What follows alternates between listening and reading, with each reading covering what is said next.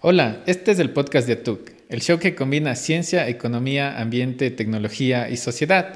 La visión de ATUC es redefinir la relación entre la humanidad y la naturaleza.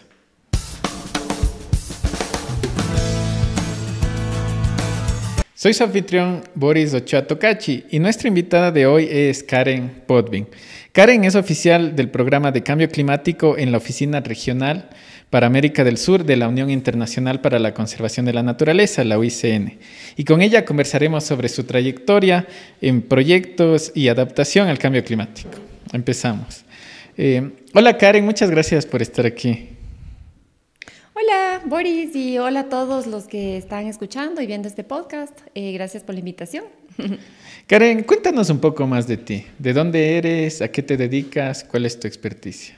Chévere. Bueno, yo vengo trabajando ya casi 11 años, va a ser justo este septiembre, en la UICN, como tú decías. Soy ecóloga y bueno, soy ecuatoriana y ya les voy a contar también un poquito más sobre la trayectoria y los temas en los que he venido trabajando.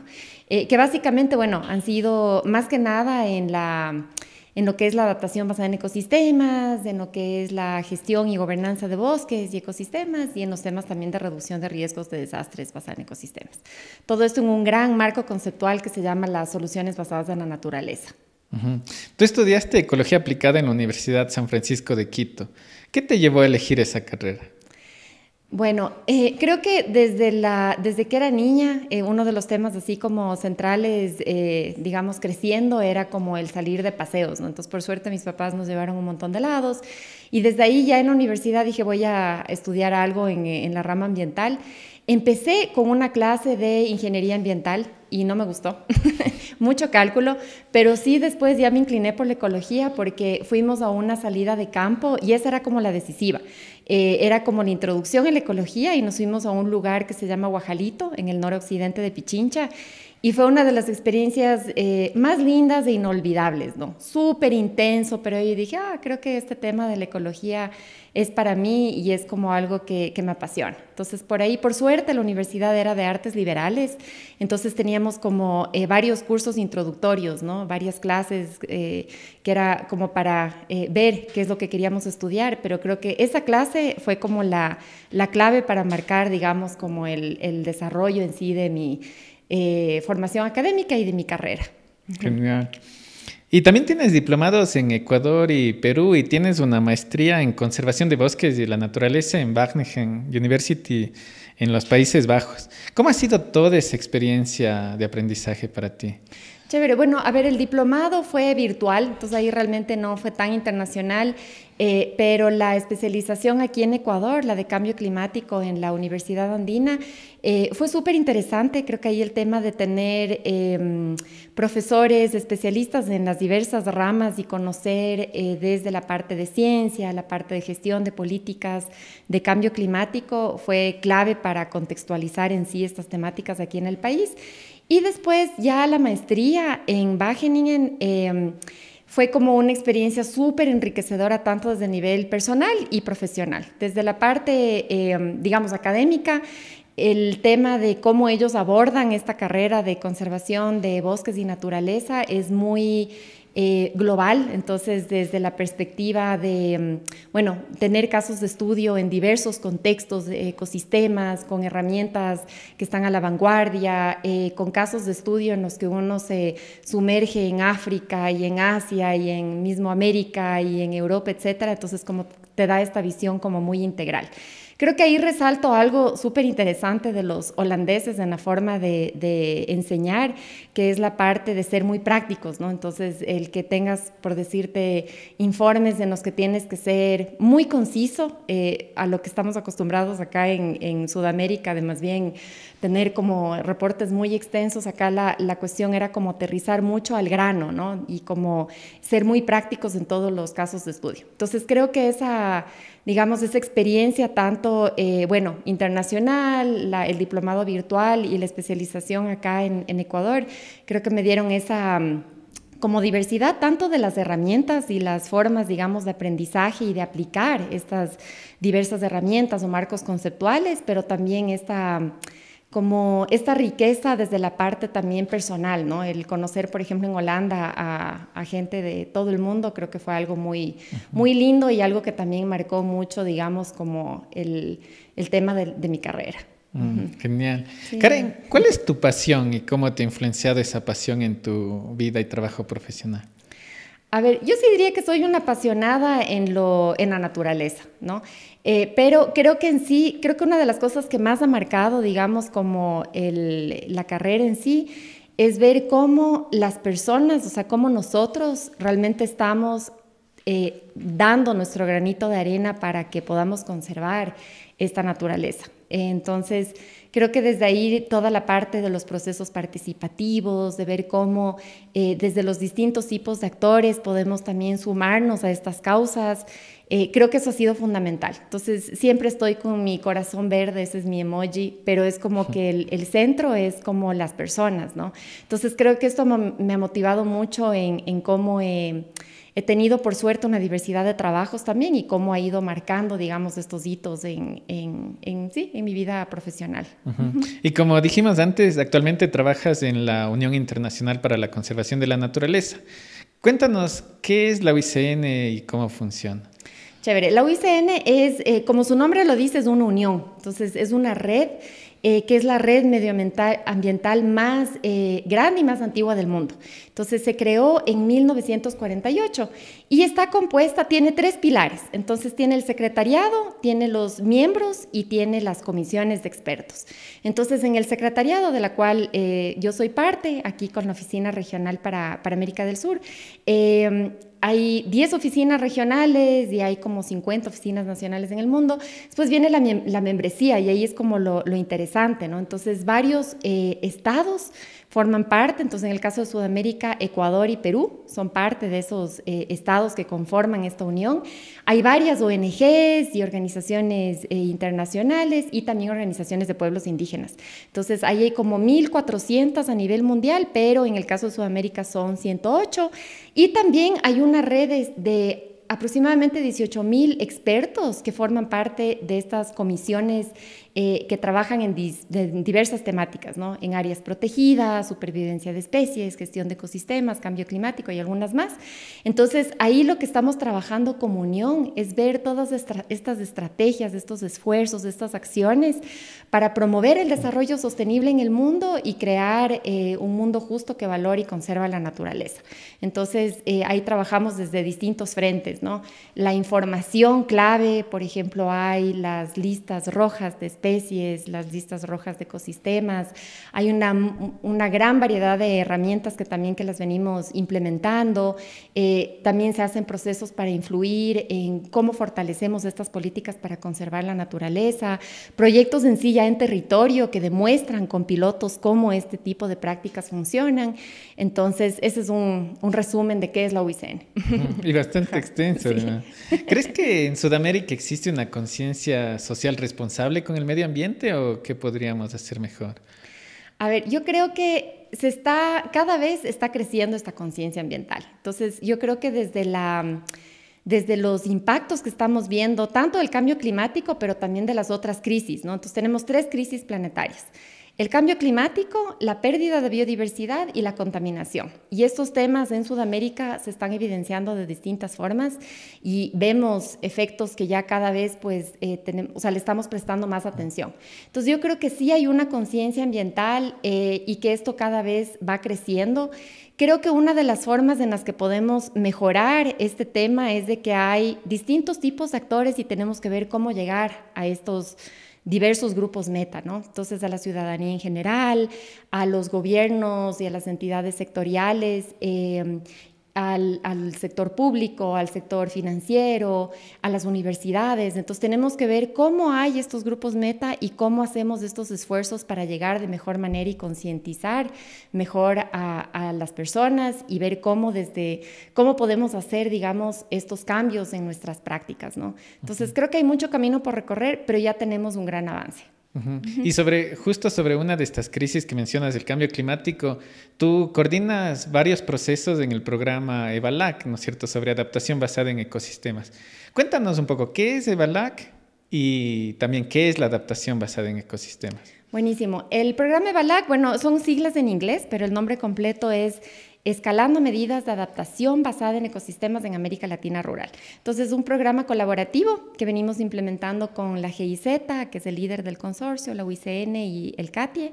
Es financiado por el Ministerio de Ambiente de Alemania y lo trabajamos aquí en Ecuador estrechamente con el Ministerio de Ambiente, Agua y Transición Ecológica.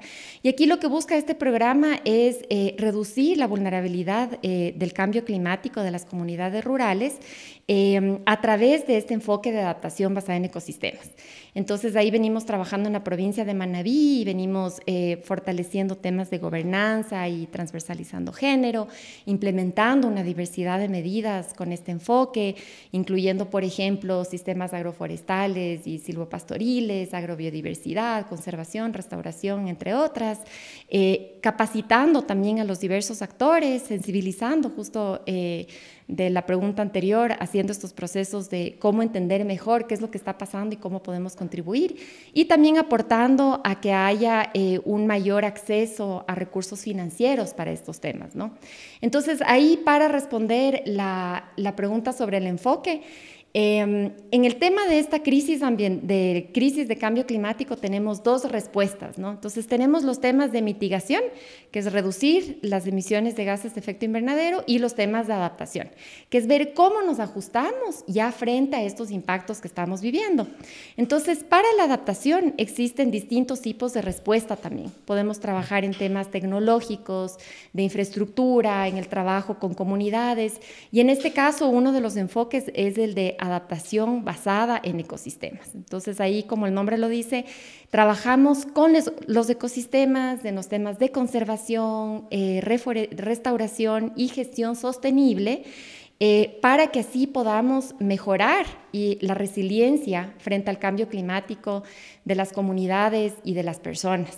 Entonces, pues con este enfoque, básicamente lo que estamos buscando es reducir esos impactos negativos del cambio climático, estando mejor preparados, ¿no? Entonces, teniendo mejores capacidades, trabajando en que los ecosistemas en sí sean mucho más resilientes, nuestros medios de vida también, y que así podamos enfrentar estos efectos que estamos viviendo actualmente. Y como tú nos dices, hay varias formas de adaptarnos al cambio climático. ¿Por qué es importante esta adaptación basada en ecosistemas? Y también algo que mencionaste que me pareció súper importante es ¿por qué es importante un enfoque de género en la adaptación climática? Perfecto. Bueno, el tema de la adaptación basada en ecosistemas sí es uno de los enfoques. Ya surgió este concepto en el 2009 y desde ahí se viene implementando en muchos países y en diversos contextos y ecosistemas, y se está evidenciando que es un enfoque costo efectivo y que está generando beneficios positivos, ¿no? Entonces, tanto en el ámbito económico, social y obviamente en el ecosistémico y ambiental, que es fundamental. Entonces, este enfoque es clave porque tenemos que asegurar el tema de que los ecosistemas sigan siendo saludables y funcionales, que nos sigan proporcionando lo que son estos servicios ecosistémicos, estos beneficios que nos brinda la naturaleza para nuestro bienestar. Entonces, en sí, este enfoque nos permite apuntar a varios desafíos, tanto adaptarnos al cambio climático, a reducir riesgos de desastres, a la soberanía alimentaria, a la seguridad hídrica, al desarrollo socioeconómico y a reducir también esa pérdida de biodiversidad. Entonces, es un enfoque que sí abarca varias problemáticas y que nos permite justamente el que las comunidades y las personas estén mejor preparados ante estos impactos que se están evidenciando, ¿no? El enfoque de género es clave también, esto en todos los abordajes, digamos, para la conservación de la naturaleza, porque hay muchas brechas en temas de cómo las mujeres y niñas enfrentan varias problemáticas en el campo ambiental y desde la perspectiva de cambio climático son aún más vulnerables, ¿no?, a estos impactos. Entonces, el enfoque de género es fundamental porque lo que busca es cerrar estas brechas. Entonces, desde las medidas, por ejemplo, que estamos implementando en este programa EVALAC, estas apuntan, por ejemplo, a fortalecer su participación en los procesos, a la toma de decisiones también por parte de mujeres, a que también ellas puedan mejorar su autonomía económica, entre otras, ¿no? Entonces, hay como varios beneficios y temas cruciales que nos permite a través de este tema del enfoque de género. Ujú. Una de las cosas cuando hablamos de cambio climático es que muchas personas creen que es algo netamente ambiental, ¿no es cierto? Y el cambio climático produce impactos transversales en el sistema social, cultural, económico, etcétera. ¿Tú crees o cómo crees que las medidas de adaptación también podrían tener estos beneficios transversales, digamos? Sí, a ver, desde la perspectiva de cómo están diseñadas y qué es lo que abordan, justamente tienen estos temas transversales, ¿no? Entonces, el tema, por ejemplo, cultural es fundamental. El que uno pueda revalorizar todas las tradiciones y los conocimientos locales. El tema económico es fundamental porque las comunidades, por ejemplo, rurales, van a estar más preparadas también y en este caso la idea es siempre apuntar a que los medios de vida locales sean más fuertes, que puedan acceder a mejores mercados con sus productos agrícolas, que puedan diversificar sus medios de vida. Entonces, en una de las medidas estamos trabajando también en la elaboración de artesanías, por ejemplo, o elaboración de infraestructura productiva, etcétera. Entonces, esa es una dimensión clave. En lo social, esta cohesión, el tema de fortalecer la asociatividad entre productores o vínculos también con otras entidades y con otros aliados, eso es fundamental. Entonces, efectivamente, si bien es el enfoque basado en ecosistemas, pero transversaliza todos estos otros ejes que mencionaste también. Y tú eres muy cercana a procesos de educación ambiental, de concienciación, y ahora de lo que nos cuentas de ese trabajo muy cercano con las comunidades y las personas. ¿Qué te ha motivado a hacer esto? Eso, bueno, desde inicios de la carrera. Creo que una de las cosas más lindas ha sido como cuando salí de la universidad teníamos un pequeño programa que se llamaban Paseos Verdes y era llevar a niños de escuelas a distintos lugares en las cercanías de la ciudad para que conozcan qué es lo que existe, ¿no? En términos de la naturaleza que rodea a su ciudad. Entonces, desde ahí creo que esta pasión por ver cómo inclusive las reacciones inmediatas, ¿no? El poder ver a los niños tan emocionados, niños que nunca habían salido como a lugares tan alejados, estaban súper emocionados de empezar a aprender en estos temas. Y ya a lo largo de los diversos programas en los que he estado trabajando, ha sido, creo que uno de los ejes medulares, ¿no? Los temas de cómo a través de distintas estrategias también, entonces sea concurso de amorfinos que tuvimos recientemente o estos paseos, estos intercambios de experiencias, ver cómo siempre podemos conocer un poco más, saber lo que tenemos en términos de la naturaleza y cómo podemos protegerlo. ¿Hacia dónde apuntas en el futuro personal y profesional? A ver, en lo personal, creo que en el momento es como encontrar este balance entre lo familiar con la maternidad y este tema del trabajo. Creo que en lo profesional, a lo que apunto sería seguir ampliando este portafolio de iniciativas de adaptación al cambio climático, de soluciones basadas en la naturaleza en la región. Que eso es algo muy lindo que tenemos como oficina regional acá, que nuestro ámbito es amplio y también tenemos esa oportunidad de intercambiar con otros países a nivel global. Entonces, esperamos tener como muchas más oportunidades de trabajar en eso. Creo que sí, eso. Y cuando mencionabas del programa de BALAC, acá en Ecuador específicamente decías que se encuentra trabajando en Manabí, ¿no es cierto? ¿Por qué Manabí? Y no sé si es que hay planes como de expandirse a otras regiones, otros países incluso. Sí, bueno, en Manabí es una de las provincias altamente vulnerables al cambio climático y habíamos trabajado en un proyecto de adaptación basada en ecosistemas hace unos años atrás, entonces nos dio como una base para continuar trabajando. La idea sería siempre ver procesos para mantener y escalar esas buenas prácticas en Manabí, pero también ampliarse a otras provincias y también estamos explorando otras iniciativas en otros países en la región. Entonces la idea siempre es ampliar y seguir trabajando en otros países, ¿no? Que lo hemos hecho y bueno, ahora te conté más del proyecto acá en Ecuador. Desde tu experiencia, Karen, ¿cómo crees que podemos redefinir la relación entre la humanidad y la naturaleza?